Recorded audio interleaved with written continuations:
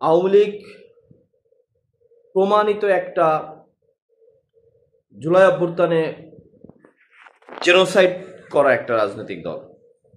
তারা ভোট ডাকাতি করছে, বাংলাদেশের গণতন্ত্র নষ্ট করা একটা রাজনৈতিক দল।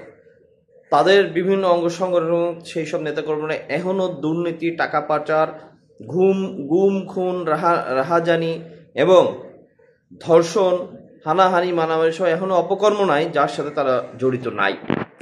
তাহলে তাদের বিচার কাজে কেন বিলম্ব হবে?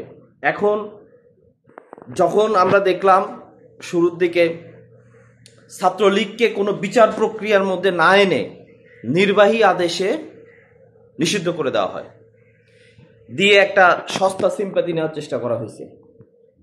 এই মূলা এখন আর ঝোলানো যাবে না। এখন কোনো অঙ্গ সংগঠনকে, যুবলীগ হোক, স্বেচ্ছাসেবক হোক, তাদেরকে এইভাবে নিষিদ্ধ করে কোনো মূলা ঝোলানো যাবে না। আমাদের স্পষ্ট বার্তা, বাংলাদেশে আওয়ামী লীগের সাথে যারা জড়িত ছিল, শেখ হাসিনা থেকে শুরু করে যারা অপরাধ করছে, তাদেরকে তাদের অপরাধের জন্য বিচারে আওতায় আনতে হবে। প্রয়োজনে স্পেশাল ট্রাইব্যুনাল করে বিচারের মাধ্যমে তাদেরকে শাস্তির ব্যবস্থা করতে হবে। এবং এই বিচার কার্যের ভিতরে দল হিসেবে আওয়ামী লীগ কতটা জড়িত ছিল সেইটাকে আইডেন্টিফাই করে তার আঙ্গিকে বাংলাদেশের মানুষ আওয়ামী লীগকে আর এদেশে রাজনীতি করতে দিবে কিনা বা আওয়ামী লীগের রাজনীতি করার অধিকার থাকবে কিনা তার প্রেক্ষিতে আওয়ামী লীগকে নিষিদ্ধ ঘোষণা করতে হবে।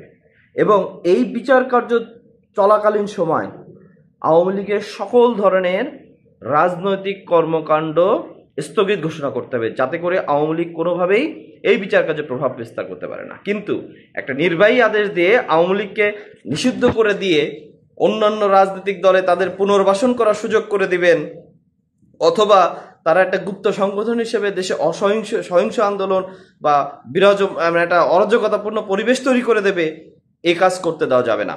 সুতরাং সচেতন যারাই আছেন, বিভিন্ন রাজনৈতিক দল সচেতন মহলের প্রতি আমার বিনীত অনুরোধ থাকবে, আপনারা এই দাবি তুলেন, স্পেশাল ট্রাইব্যুনাল করে অতি দ্রুত আওয়ামী লীগের এবং আওয়ামী লীগের যারা দোষর ছিল তাদের বিচার কার্য পরিচালনা করতে হবে।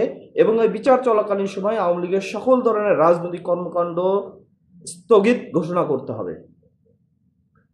এই বিচারের মাধ্যমে এদেশের জনগণ, এদেশের আইন নির্ধারণ করবে যে আওয়ামী লীগের যারা দোষী তাদের কি শাস্তি হবে এবং দল হিসেবে আওয়ামী লীগ চিরকালের জন্য বাংলাদেশে নিষিদ্ধ হবে কিনা।